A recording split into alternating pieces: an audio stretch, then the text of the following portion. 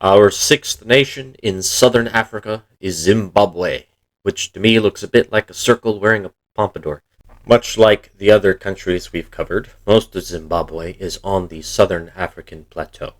The two great rivers of Zimbabwe, the Limpopo of the south and the Zambezi in the north, have carved extensive valleys and formed two distinct areas of flatter lowlands flanking the plateau. Eastwards, just as the Great Escarpment does for South Africa, the rim of the plateau consists of a spine of mountains called the Eastern Highlands. A few million years ago, part of the plateau was uplifted, creating a very distinctive ridge running southwest to northeast, dividing the waters of the country. One of those waters is Victoria Falls, or as the Lozi call it, Mosioatunya, the thundering smoke. It's gigantic, breathtaking, the widest in the world. The southwest of the country contains the northern extension of the Veldt grassland, called the Lowveld at lower elevations, and the woodier Bushveld at higher ones. A small portion of the Kalahari pokes into the northwest, but the majority of Zimbabwe is dominated by the African savanna, with mopane trees in lowlands, miombo trees in high. Zimbabwe experiences the same monsoonal climate as much of the region, wet summers December to February, dry winter June to August. The country's climate is almost entirely subtropical, with a little tropical bit in the Zambezi lowlands. Winters are cool, while summers are hot in the lower elevations, cooler in the highlands. This becomes important. Like all of southern Africa, the first Homo sapiens inhabitants of Zimbabwe were the Khoisan people. Unlike in Botswana or Namibia, their San appear to have been the pre-cattle herding Khoi. A small remnant of these Khoi still live in the country, but of course they were almost entirely displaced by incoming Bantu. Iron Age Bantu farmers arrived in Zimbabwe roughly 2,000 years ago, diverging into various overgroups that we've explored previously. Bantu along the Zambezi diverged into three: upper, middle, and lower. In Zimbabwe, the middle and lower groups cleaved roughly at a swamp forming at the confluence of the Kafue and Zambezi rivers.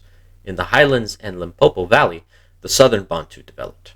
We met the future Nguni and Sutu peoples already, and along the Limpopo and Save lowlands, the Tsonga came to be. But in the central highlands of Zimbabwe, the land was ruled by the Shona. Zimbabwe's middle Zambezians developed into the Tonga people, again not to be confused with the Tsonga. The lower Zambezian Bantu grew into different groups, honestly more relevant to Mozambique and Malawi. Chewa the largest. We actually talked a lot more about Zimbabwe's history in Botswana's episode than I would have thought, but we'll go back over it as a matter of respect. Around the 10th century, a group of Shona created the earliest state in Zimbabwe, Mapungubwe. State formation and the very definition of a state are interesting anthropological questions. The evolution of agricultural peoples into more complex chiefdoms, then into actual states, dominates the history of the core of Eurasia, from Europe to China. But this process was far less complete in Africa and the Americas, which saw the survival of simpler agricultural communities well into the historical period. The boundary between powerful chiefs controlling lesser chiefs to kings controlling lesser nobles is a fine line, often accompanied by an expectation of riding, cities, bureaucracy. People follow chiefs because they know them, and often are directly rewarded for their service with food, land, animals, and women. People follow kings because of institutions that promote more permanent social hierarchies and structures, at the expense of being less personal. The way I see it, two impetuses led to the accretion of communities into true states, responding to outside factors and organizing labor to exploit resources. Mapungubwe draws mainly from the second. Evidently, a Shona chief was able to gather other clans to his banner, to organize laborers to exploit a resource the Zimbabwean highlands had in abundance, that neighboring peoples along the East African coast really wanted: gold. Gold, as well as ivory, were two resources Shona found they could gather and export to their neighbors in exchange for other goods: silk, spices, incense, and glass. In this way, the Shona inserted themselves into the growing Old World Indian Ocean trade network that complemented the overland Silk Road, called the Maritime Silk Road. Unfortunately, we don't have any written records or accounts of ancient Mapungubwe, but the archaeology shows around 1220 AD, Mapungubwe became abandoned, maybe due to prolonged drought. Shona power then shifts northeast to a site called Great Zimbabwe. The Shona left behind in the crumbled remains of the first kingdom in the bushveld become the Kalanga, while those in the eastern highlands and Save River Valley become the separate Manyika tribe. During the Kingdom of Zimbabwe, great stoneworks are built, with over 100 littered across the country. The greatest was presumably the seat of the king, and it is Great Zimbabwe. That such sophisticated ruins should be found in the dark heart of Africa, many Europeans couldn't countenance the thought of them being built by blacks, with one theory suggesting that they were the site of King Solomon's legendary gold and silver mines from the Bible. By the time of Rhodesia, anyone claiming Africans built them were censored. The Kingdom of Zimbabwe also left no records, nor did Arab traders leave any contemporary accounts. The colonial-era Shona called these sites Zimbabwe, possibly meaning something like Great Stone House. Zimbabwe, like Mapungubwe before it, declined perhaps because of gold mines running dry, drought, social upheaval, and famine. A Shona warlord, Nyatsimba Mutota, led his people northeast, founding a new fortress at Zvongombe in the 15th century, and conquered Zimbabwe by 1450. In doing so, he created the Mutapa Empire as its first Mwene Mutapa, lord of the conquered land. Around the same time, the Kalanga to the west founded their own kingdom of Butwa, while the Manyika emerge as a true kingdom. And soon afterwards, the Portuguese come. Searching for a sea route to the riches of Asia, the Portuguese land in Africa. The decline of the great Kilwa Sultanate of East Africa allows the Portuguese to take over trade. Portuguese explorers penetrate inland and discover Mutapa, and were impressed with the palaces of the kings, decorated with gold, silver, and ivory. In fact, the Portuguese chroniclers enable the Shona to truly enter history. Tensions between Arab Muslims and Portuguese Christians leads to a Portuguese invasion for the riches of Mutapa in 1568. Unable to conquer the powerful kingdom, the Portuguese took advantage of infighting in the early 17th century, playing kingmaker in Mutapa and expanding control over Mozambique and the trade routes to India and Asia. In 1660, Mutapa Prince Dombo conquered Butwa and became Changamire of the new Rosvi kingdom. In 1663, he subjugated the waning Mutapa, and the Rosvi and Portuguese fight over its corpse. After conquering the Manyika in 1695, Rosvi eventually won and conquered Mutapa in 1712. However, as the 18th century wore on, the Portuguese shifted their attention from gold trade to the slave trade, exporting people to toil on the plantations in Brazil and the Caribbean. Rosvi lost its edge, and infighting again weakened the kingdom. In the early 19th century, the rise of King Shaka of the Zulu sent Shaka waves even as far north as Zimbabwe, as displaced Nguni entered and raided Rosvi. Finally, in 1836, Changamire Chirasamuru was killed by the Swazi. The new Changamire Towechipi flees east to the Manyika lands to rule his rump of a kingdom. Kalanga and Shona warlords rise up in the vacuum. Disgraced Zulu general Mzilikazi had fled to the veldt in 1826 and founded a Zulu Ndebele kingdom. In 1838, after defeat at the hands of Boer settlers, Mzilikazi relocated across the Limpopo, conquering the Kalanga clans. Here he forged a new realm, Ntukwazi. Europeans came to know it as Matabele. Mzilikazi seems to have called the fusion of his old Zulu warriors and the veldt Ndebele people he enlisted the Ndebele. The Sotho peoples the British interacted with would have used their version of the name, Matabele, and the name stuck. By 1840, Changamire Towechipi had returned and wrestled control over the Shona chiefs, looking as if he would restore the Rosvi Empire. But Mzilikazi was savvy and traded Europeans and Boers for rifles, and this gave him the edge. In 1866, he finally conquered Rhodesia. But by now, European imperialism is digging deeper into Africa. Mzilikazi's successor, Lobengula, had to contend with Europeans hungry for the imagined riches of Africa. The scramble for Africa kicked off in the 1880s, with the Portuguese and British the main contenders here. The 1886 Witwatersrand gold rush in Transvaal convinced others that gold lay across the Limpopo. Diamond magnate Cecil Rhodes attempted to crack open the riches of Central Africa, and in 1889 the British government granted him and other investors a charter to form the British South Africa Company, giving them rights to the lands between the Limpopo and the Great Lakes. A force of volunteers, the Pioneer Column, marched into the eastern part of Matabele and founded Fort Salisbury in 1890. Lobengula had little choice but to accept this.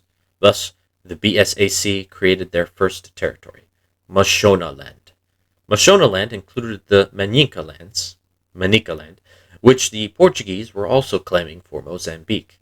In 1891, the Portuguese and British signed a treaty to settle the boundaries, which also forced the Portuguese to abandon any claims to the heart of Zambezia, now the BSAC's playground. This border remains today, and goes from the Limpopo at its joining with the Luvuvu along a line northeast to the Save River, a little ways down, then north along some ridges to the eastern highlands.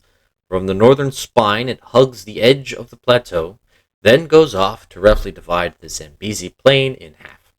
The border finally goes due north just west of the Manyame River, just as the land starts to rise.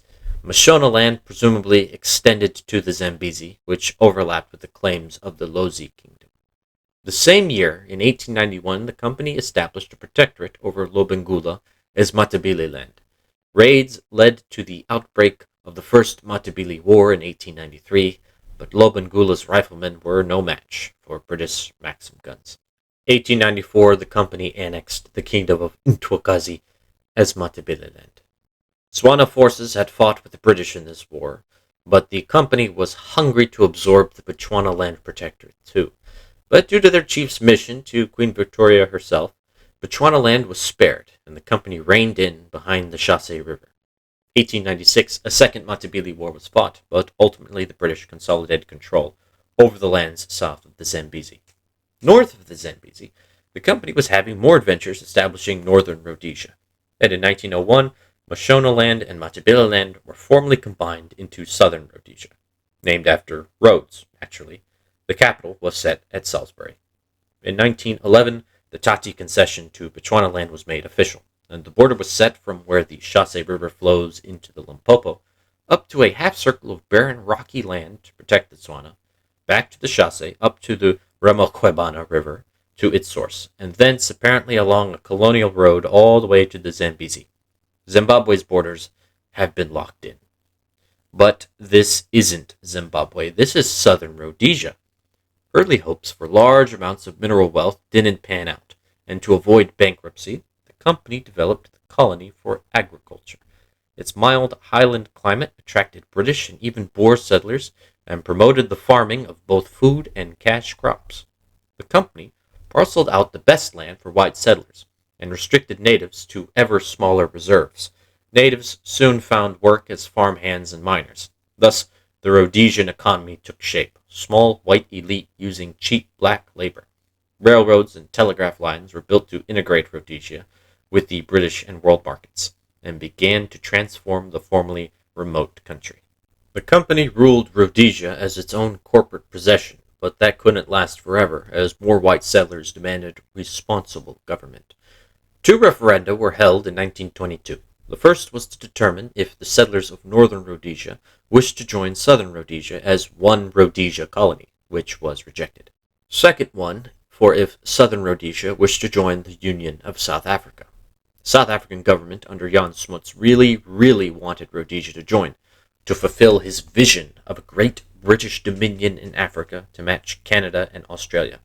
We've explored the possibility, with the domino effect of South Africa absorbing Basutoland, Swaziland, Bechuanaland, Southwest Africa, and even going into Central and East Africa.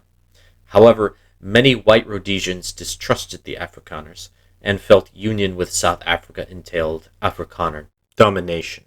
The vote gave Southern Rhodesia separate responsible government. The British South Africa Company was relieved of its colonies, Southern in 1923 and Northern in 1924. Southern Rhodesia thus became a colony of the British Crown, and the dreams of a greater South Africa died on the vine.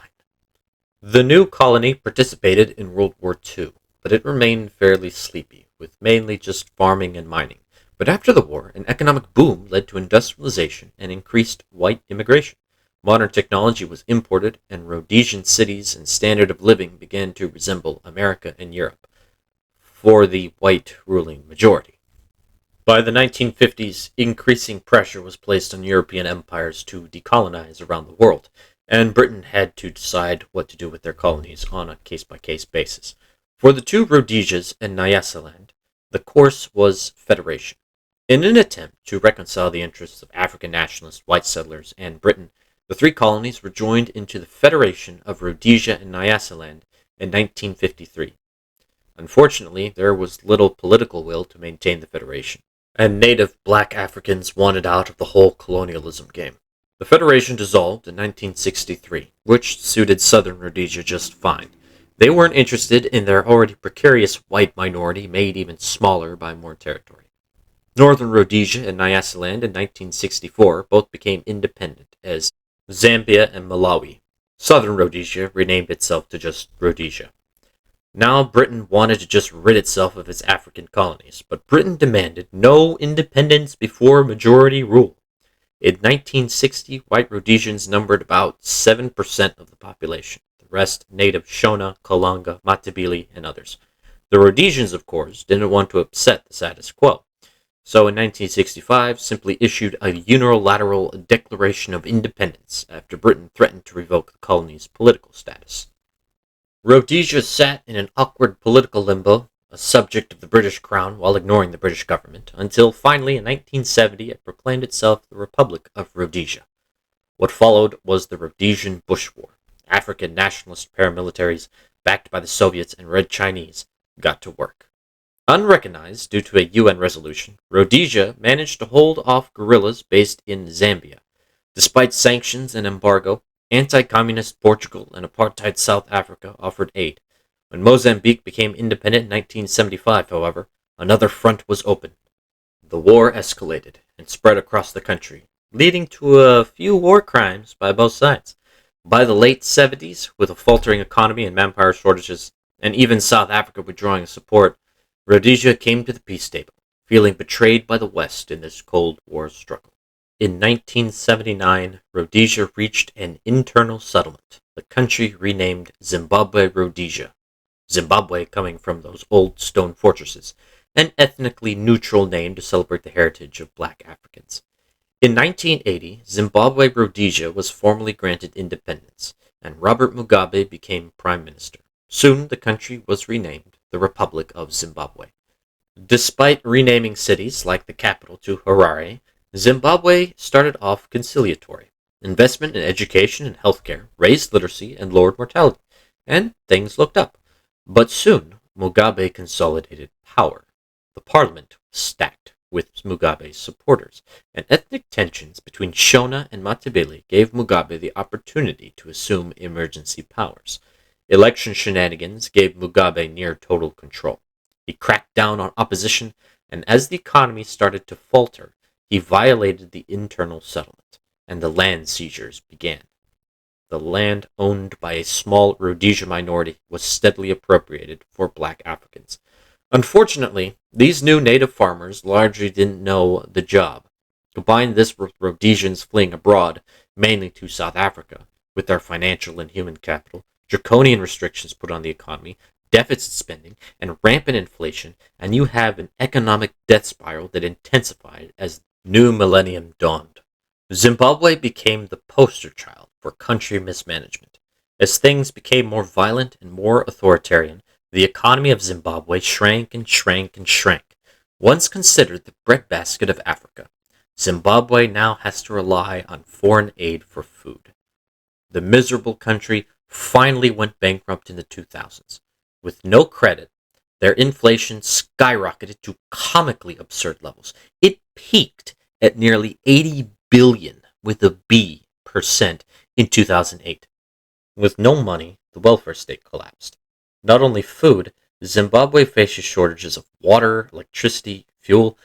Mugabe kept winning rigged election after rigged election until finally, in 2017, the military overthrew the 93-year-old man after 37 years in power. Things haven't really improved, though. Politics are still violent and unfree. Sadly, Zimbabwe traded one tyranny for another. Zimbabwe's fall really is spectacular. Unlike most other African colonies, which started off poor, Rhodesia was wealthy before being run to the ground as Zimbabwe. Certain people see this as evidence that Africans are unable to run a functional country. Rhodesia is easy to romanticize as a modern prosperous nation in Africa before the dark times. The truth is more complex. Rhodesia was wealthy for the Rhodesians, but that prosperity was bought with low wages for black Africans to keep exports competitive. South Africa used the same method and suffers similar repercussions. This all was never sustainable. Two things can be true at once. Rhodesia had better food security and economic growth while being a harshly unequal state where the vast majority were second-class citizens. And Zimbabwe did much better securing the political and civil rights of the majority at the cost of economic catastrophe and corruption. What else is there to say? Zimbabwe's a mess. Can't forget the HIV epidemic, too. Next time we'll go across the Zambezi to Zimbabwe's counterpart, Zambia, the former Northern Rhodesia. See you there.